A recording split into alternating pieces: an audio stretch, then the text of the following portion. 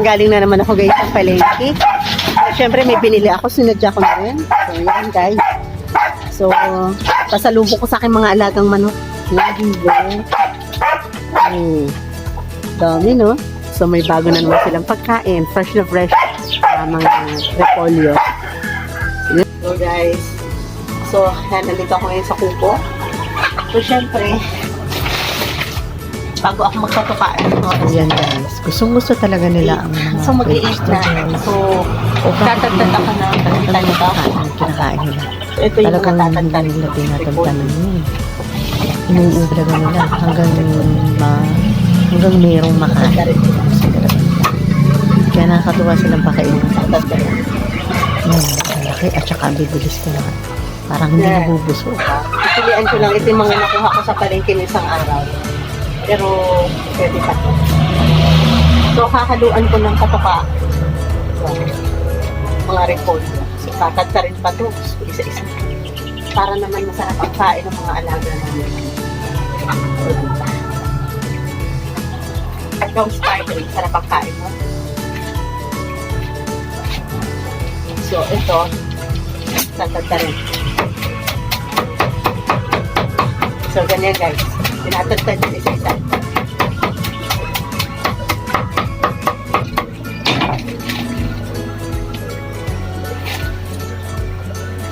Dahil wala yung hobby ko, ako ngayon na magtatagtad, ako magpapakain. Kawag pa siya. Kawawa naman.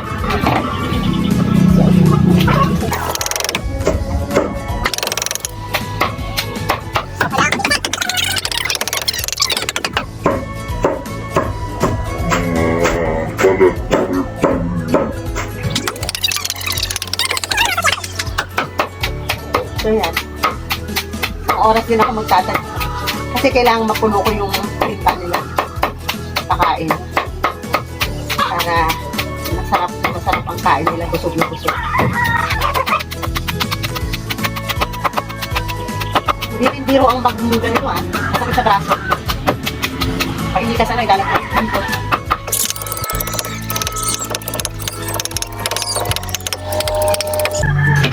Kailangan dito. Tatagta rin ng pino para at least masarap rin ang kain nila. Na-appreciate nila pag-iina ang pagkain.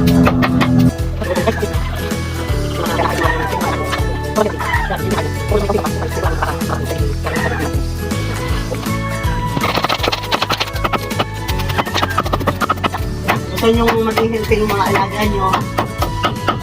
Ito lang, araw-araw pakainin nyo sila nito. Sasama din sa kanilang pagkain. Saka nakakatipid nyo ng patok. Diba? Kaya ang mga alaga namin hindi sa akin, hindi mabaho. Kasi ang kinakain nila ganito. Ang kinakain nila. Kaya ang mga pupo nila, ang amoy. Kasi ito yung kinakain nila.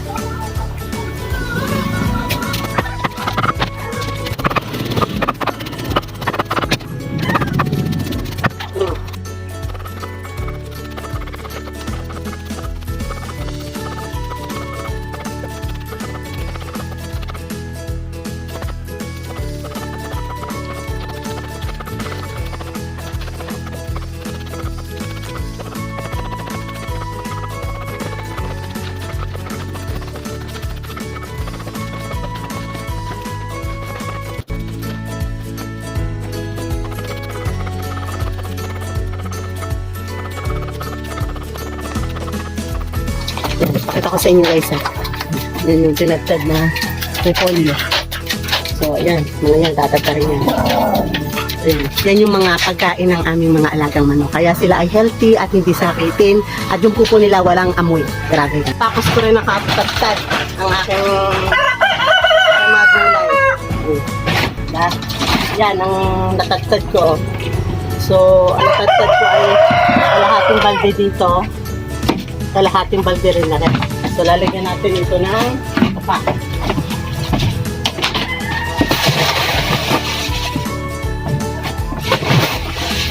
So, yan. Ito na ng patuka.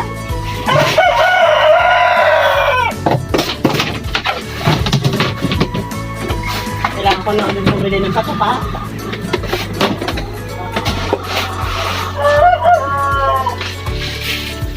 Sila. Tapos, hahaluin. Hahaluin lang ang mga patukang are. Ito yung sa mga maliliit na sisiw, dalawa yung patuka ko. Hahalo mo lang doon sa mga feeds, yung feeds sa gulay. Tapos, ito naman ay sa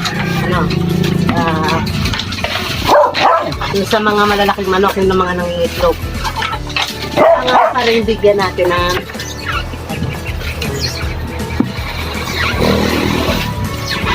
kailangan natin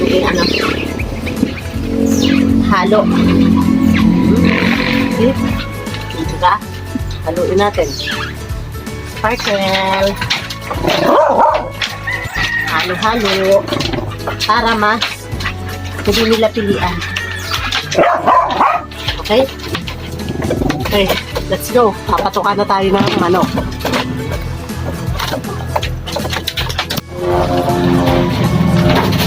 So yan guys, sabi hindi na sila magkaintindihan. Hindi na sila magkaintindihan sa mga patuka. Tama, ang dami yun.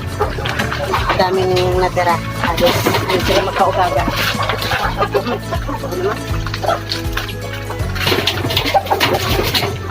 O, diba?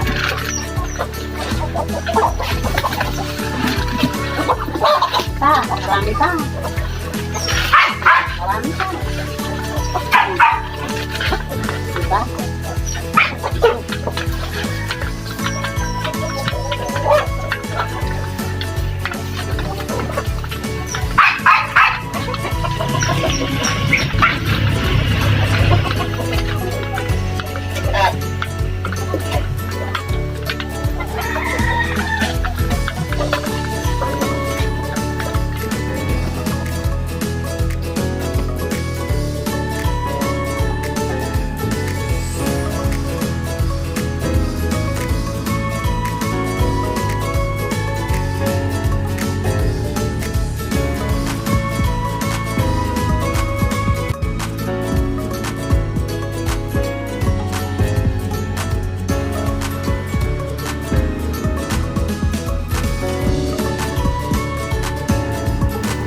So yan guys, ang aking mga alaga namin mga manok.